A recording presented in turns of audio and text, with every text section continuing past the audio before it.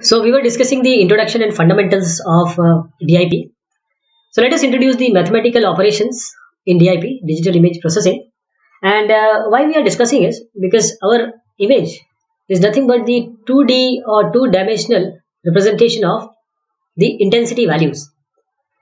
Let us see the array versus matrix operation. If this is an array, say A and B, 2, or you can say that this is a combination of values arranged in certain way. So if we perform the array product, that is A dot star B, so A11 will be multiplied with B11, A12 with B12, and likewise.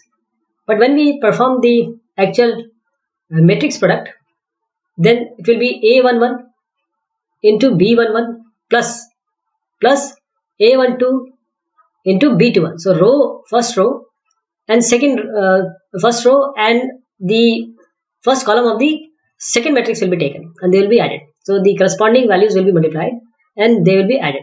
So suppose this is 2 by 2 matrix and this is again the order is 2 by 2. So we'll get 2 by 2 as a result in the matrix product. This is the array product operator dot star, and this star is the matrix product operator.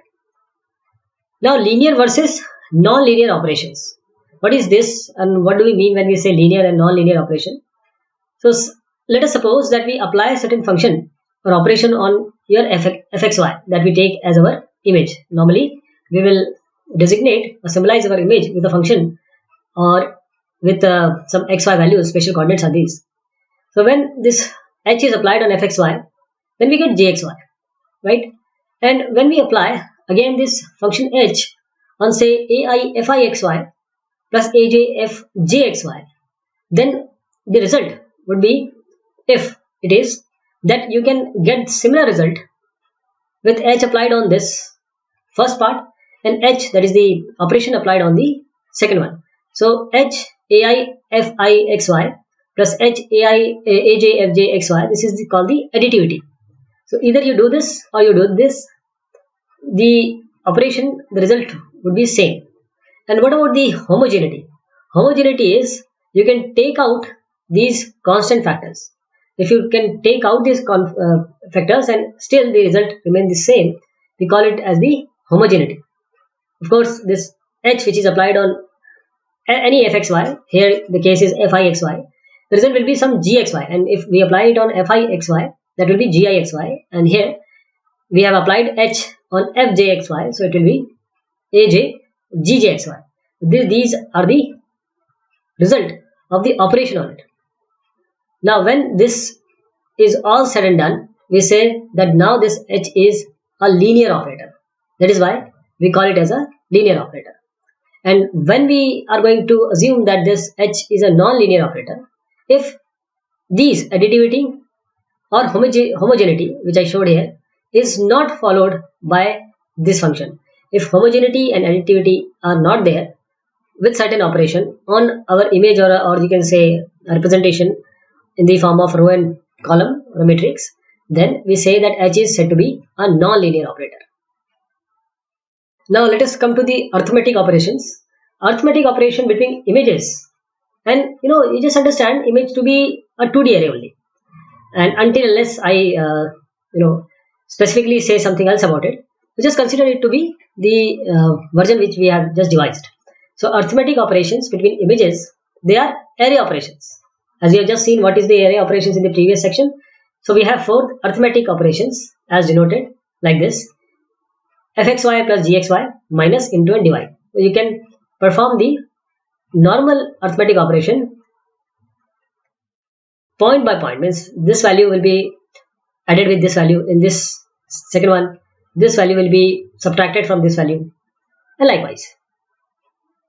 Let us have an example of addition of noisy images for noise reduction.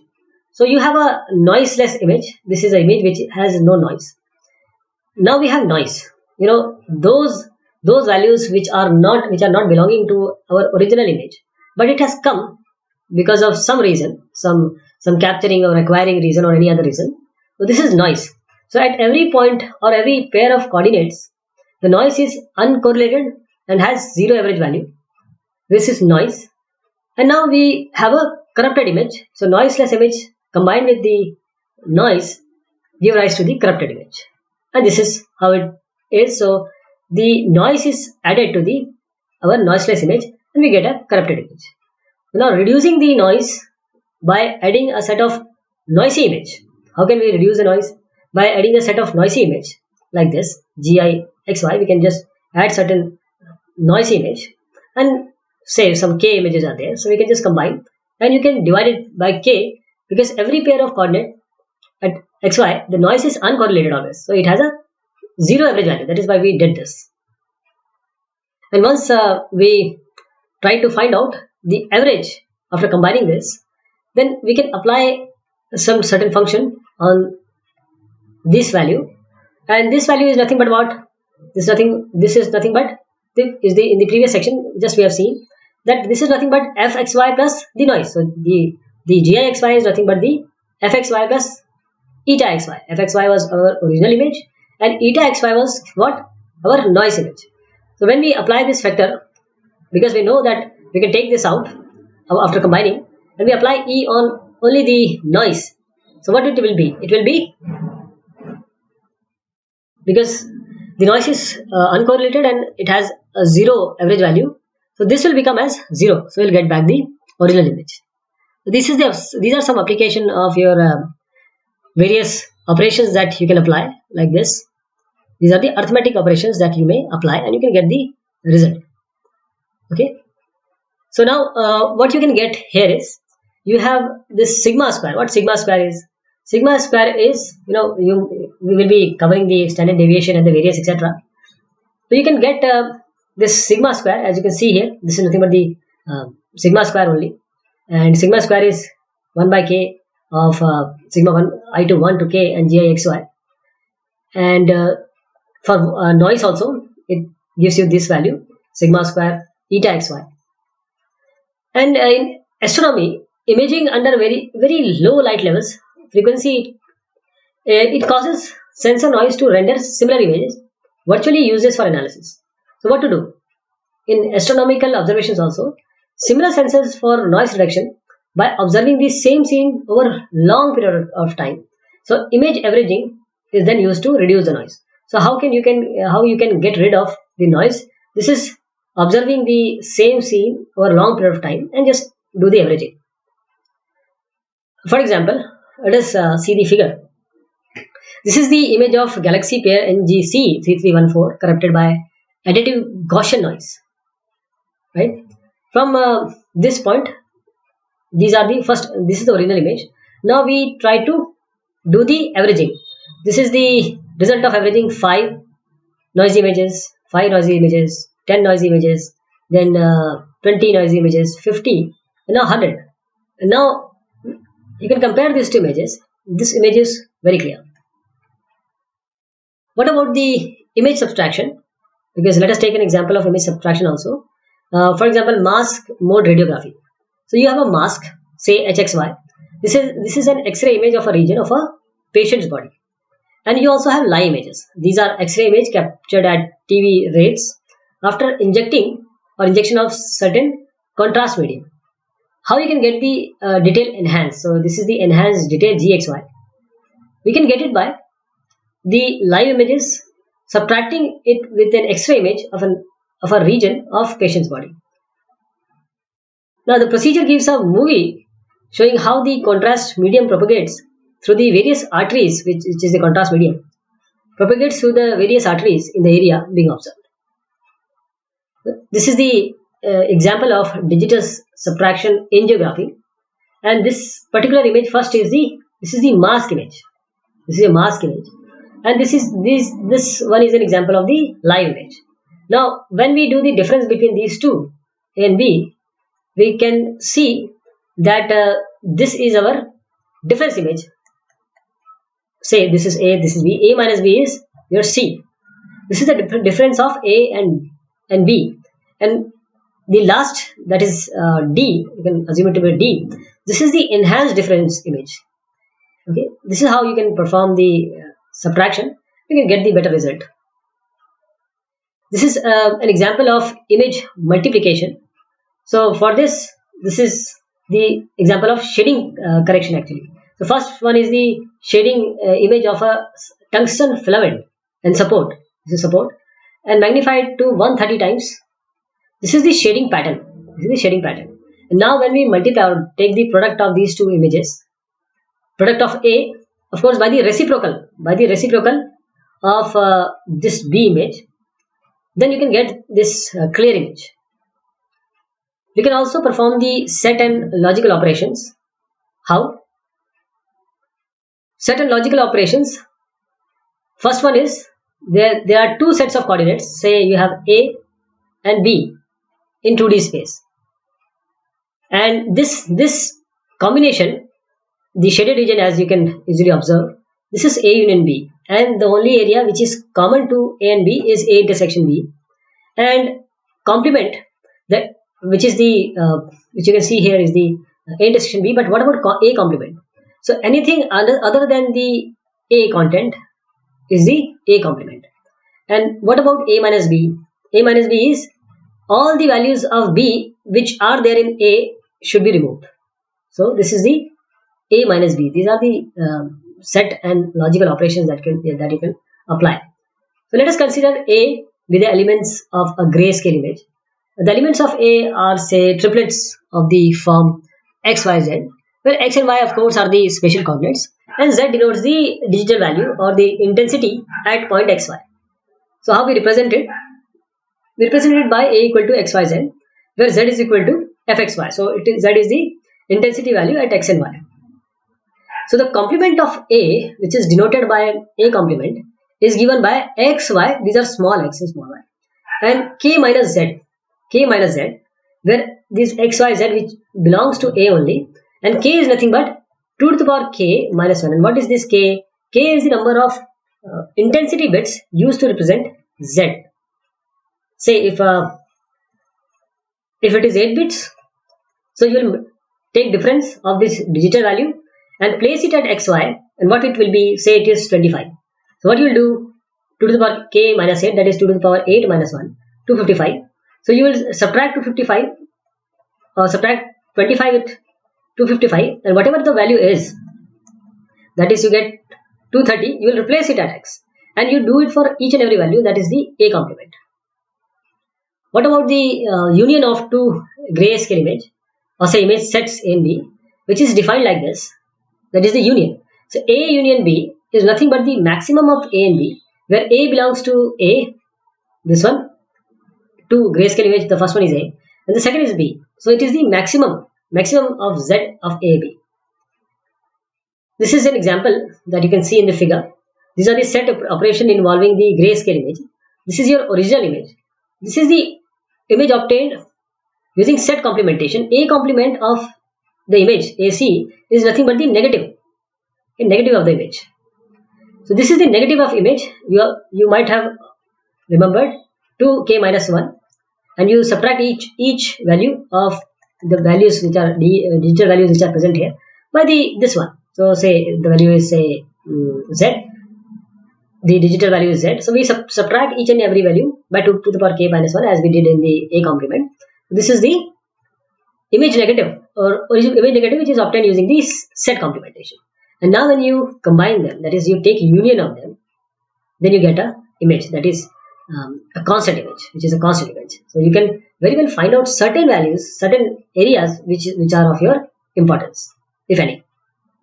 And when we can perform the set operations, we can also perform certain logical operations. So we'll see what logical operations we can perform. So now you have this is the illustration of logical operations, which involves the foreground. This is the foreground, that is the white pixels, and black here represent the binary 0, and the white represent the binary 1. And this dashed line, as you can see, these are just for reference, and these are not the part of the result. So what about not? If you apply not of A, this white will become black, and the background, the black will become white. And if you have two images of, say, A and B, now you perform A and B. So you will take the part which is common to A and B, and this is this part. What about A or B? A or B means a kind of addition only. So you combine these two values or values of A and B, and this will be the final representation of combining them. What about A and not B, which is equivalent to A minus B? So we'll remove all the values of this B which is there in A. If we combine them, then we remove the value, any value which comes on to A, that is, we call it as not B. So we'll get only this value, these values or this image. And about XOR, you know that you will get 0 if the values are similar, 1 1 0, and if you have 0 1 1 0, you'll get 1. So when you perform that, you'll get all those values of A union B, but that is A union B and subtraction of A intersection B. What is A intersection? This is A intersection B. And what about that is A and B? What is about A or B? This whole. So you subtract this from this. Means you subtract this from this. So you subtract this area and you'll get this final result. What are the spatial operations? Spatial operations which are reference to, they are applied on X and Y, that is spatial coordinates. So first we take the single point operations. We alter the values of an image pixel based on the intensity. We change, modify or alter the values of an image's pixel which is based on the intensity, like this. So these are single value operations. We apply some operations on the Z. What is this Z? Z is the intensity value, and we get the altered value. For example, see, this is S is equal to TZ, and now this is the intensity transformation function, this one, used to obtain the negative of 8-bit image. Negative of 8-bit image. And these are the dashed arrows which shows you the transformation of any arbitrary point, say this point. So Z0 will be transformed to S0 for an arbitrary point.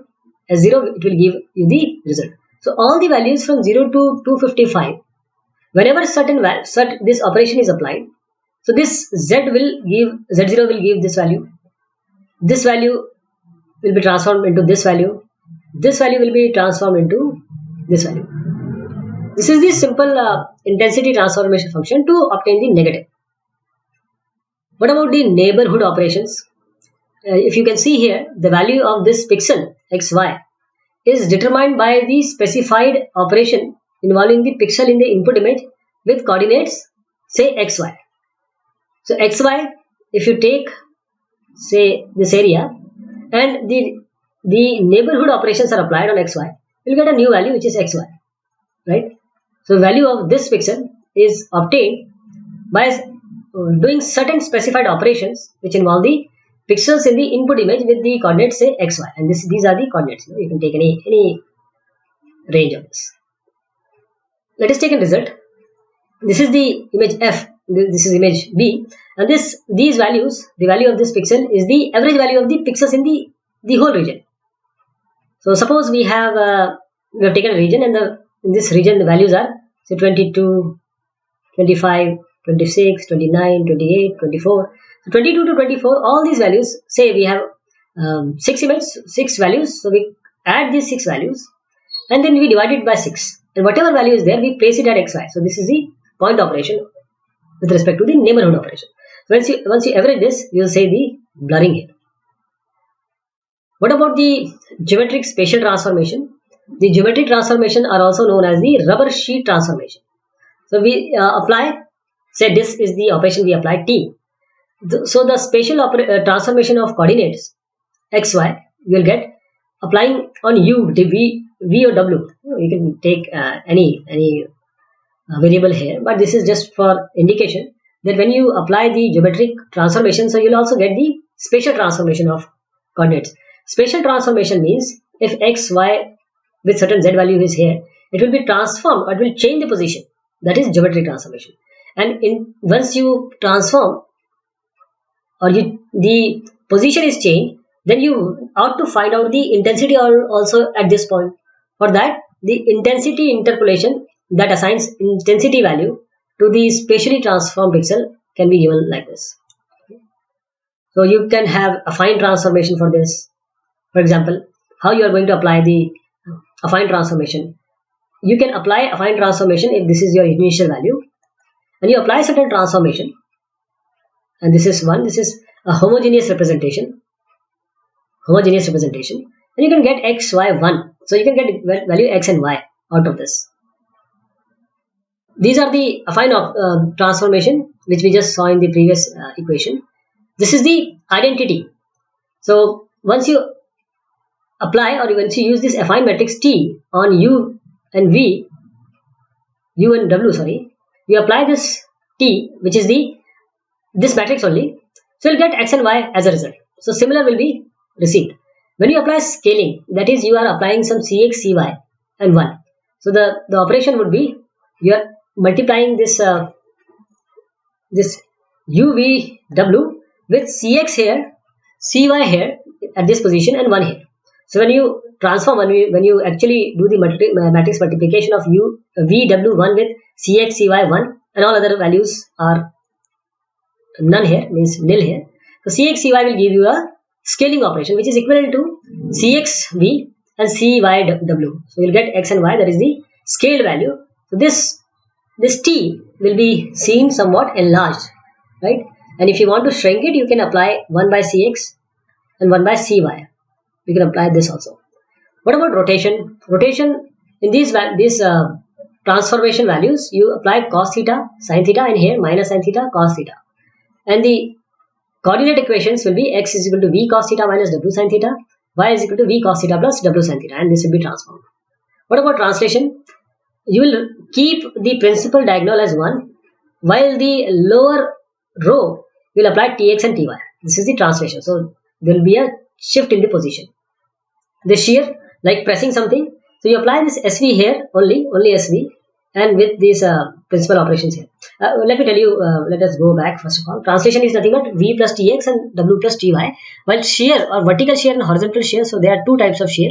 If you change, or you keep SV here, or you keep SH here like this, so you'll find the shearing vertically and horizontally. So it will be x is equal to v plus svw, y will remain the same, and in this case x will remain the same and y will be shv plus w.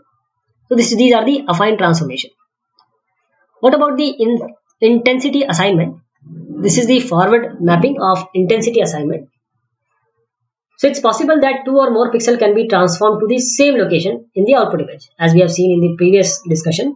When we are doing this kind of affine transformation, so it may be possible that two or more pixels can be transformed to the same location in the output image.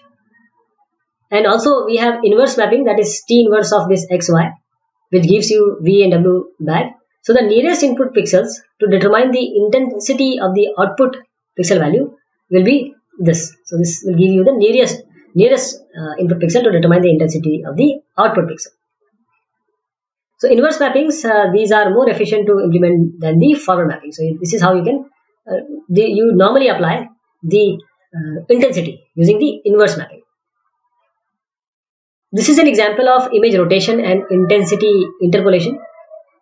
The first figure, this is around 300 dpi of letter T. This is the image, original image.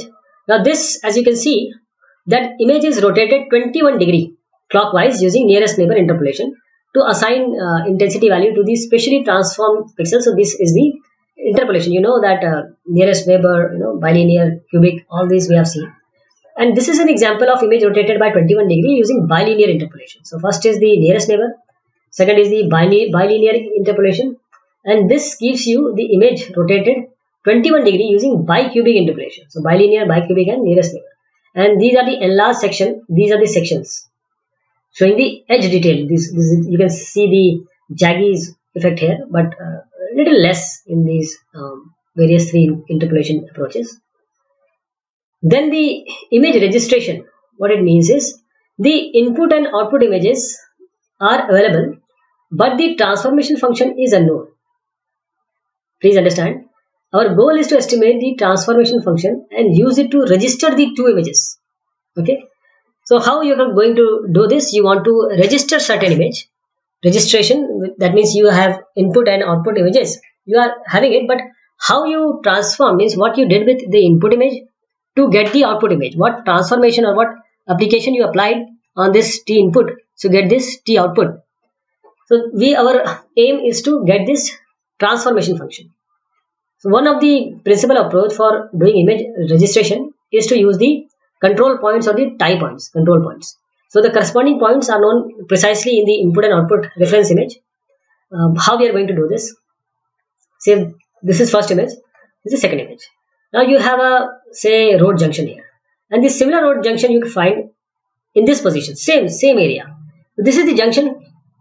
So now you know that these are the points. So these are the control points. Now let us take one more point.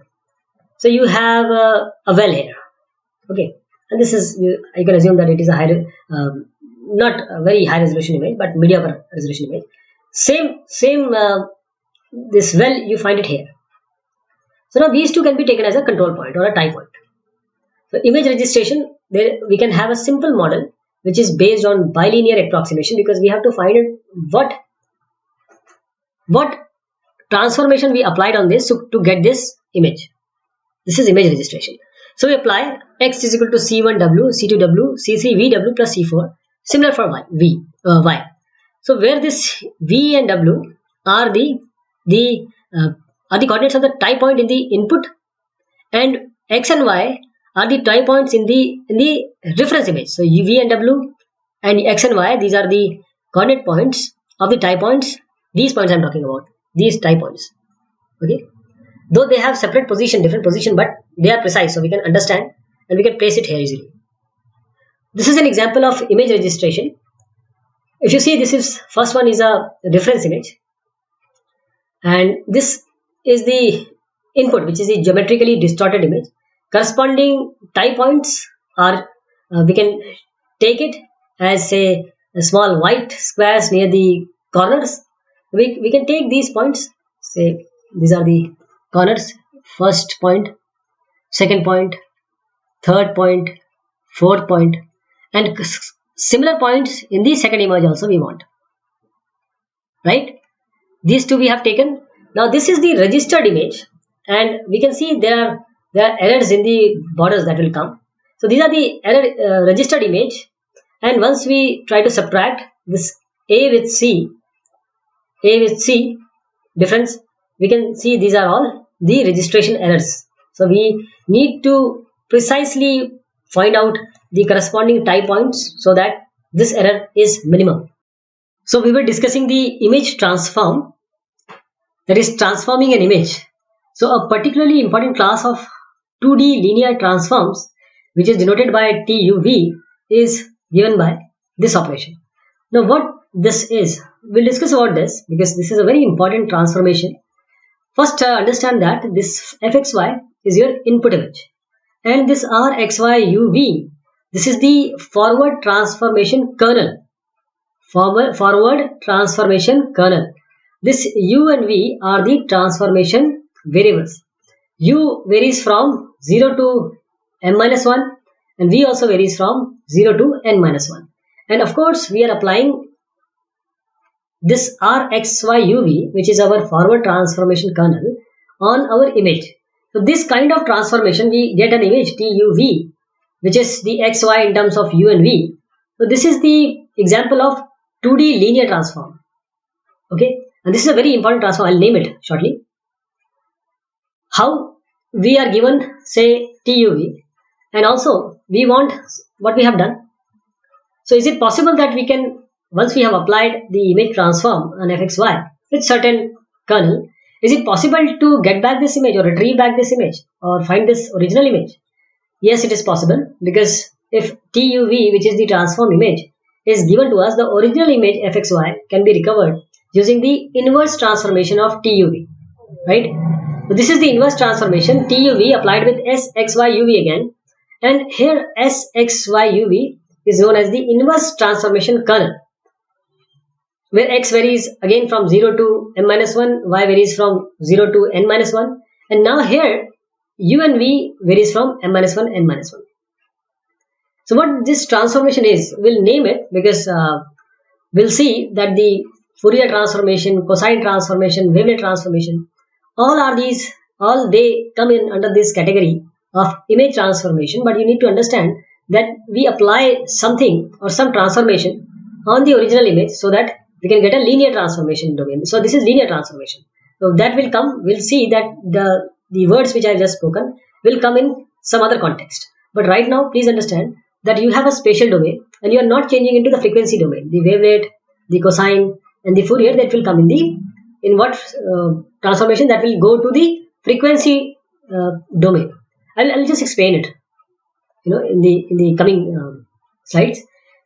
This is the spatial domain. Now you perform certain transformation, and I am indicating it as the operation of the transform domain or linear transform domain. So this is a transform domain, but it is linear. And you know what linear operations can be applied. So spatial domain, some transformation is done, we receive an image which is TUV. Now this is again operated with R, you get RTUV, and you perform the inverse transformation, you get back the image GXY. This is again in the spatial domain. Spatial domain means in the form of intensity, values or matrix representation only. This is the image denoising by using the DCT transform, discrete cosine transform.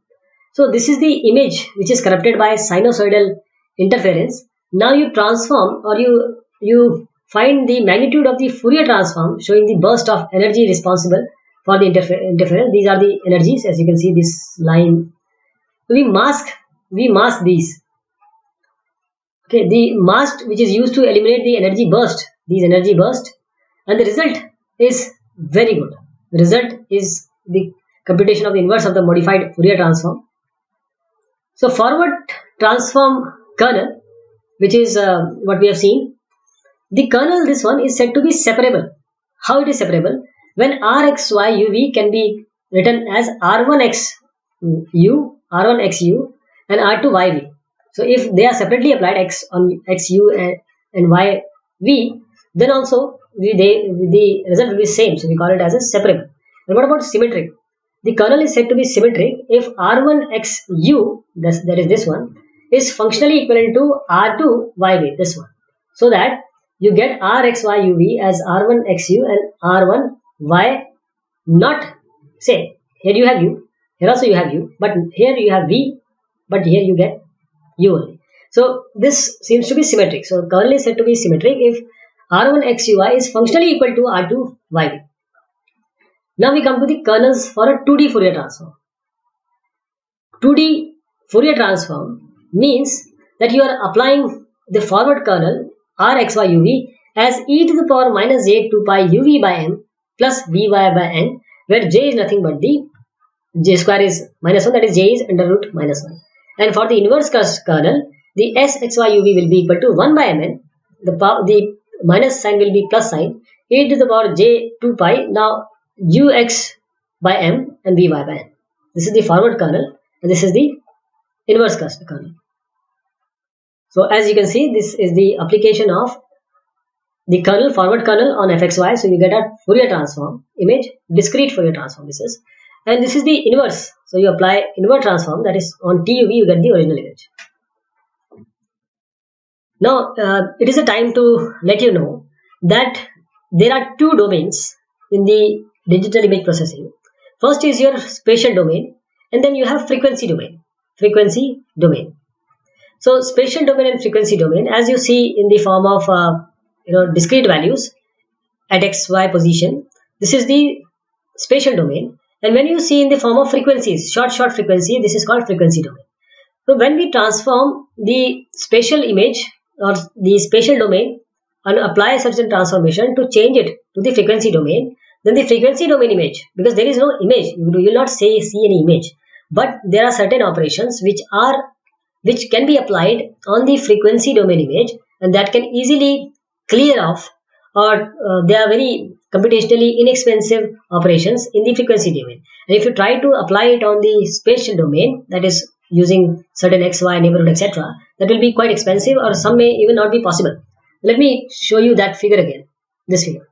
So what you saw here, that you have an image which is having a corruption because of some sinusoidal interference, and we have found the Fourier transformation, magnitude of the Fourier transformation showing the burst of energy responsible for the interference. So this is in the Fourier domain, or you can see this is the DCT transform, discrete cosine transform. Frequency is like it is always sinusoidal or cosine only. So in the terms of sine wave or cos wave or wavelet also we'll see sometime. This actually shows that it is not the image, but it can show with the frequencies. These are only the frequency representation. These frequencies are the frequency which are not what we wanted in the original image. So we can easily cut off this frequency just by doing certain very inexpensive, easy operations, and you can get the original image. That is why we perform the spatial to spatial transformation and spatial to the frequency transformation, as I just suggested here. So this is frequency. You use Fourier series, and then using this Fourier series, you can apply this Fourier series, and if the signal is continuous, you can apply the Fourier series, and you can try to find the cos and sine combination of the image. But because our image is discrete, it is not continuous. So we apply discrete transform. So you see that we applied DCT earlier, and we'll apply DFT, that is Fourier transform. So these discrete transformation will be done, and this is the example. This is the actual example of your 2D Fourier transform. So now this image is in frequency domain. Okay, we'll get a frequency domain image or the equivalent of the original image. Now let us also see the probabilistic method. Let us have some Zi, where Zi is from 0 to L minus 1, which denote the value of all possible intensities in an M into N digital image. So if you have an image, you have various values. So all the possible values can lie from 0 to L minus 1. For example, if it is L is say 256, means you have k bit, that is 8. So 2 to the power 8 is 256. So you have, that is L minus 1. So you have value from 0 to 256 minus 1, that is 0 to 255.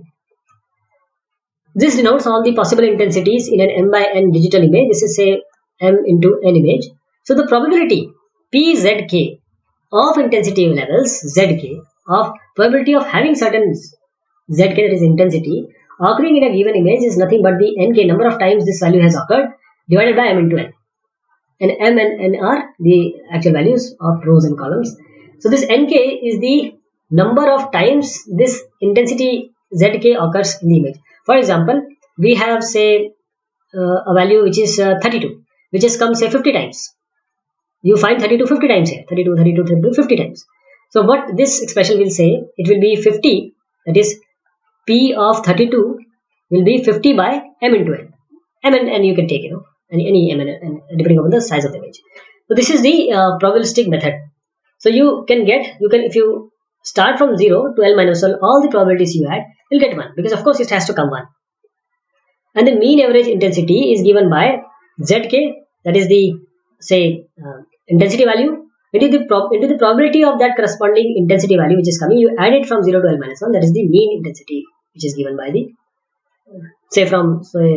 from 22 to say 251.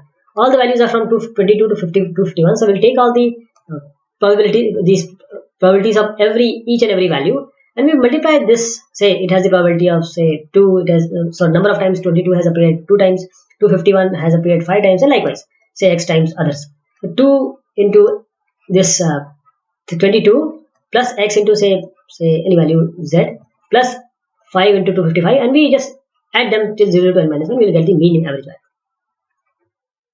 So the variance of the intensity is given by variance, which is very much related to the standard deviation. Variance, that is sigma square, and sigma is the standard deviation. So sigma square is called the variance, and it is given by zk minus m. We know by now what is zk and m and probability of zk. So square this with the mean. Mean we have just found out, that is the mean intensity value. So you subtract all values which are available in your digital image.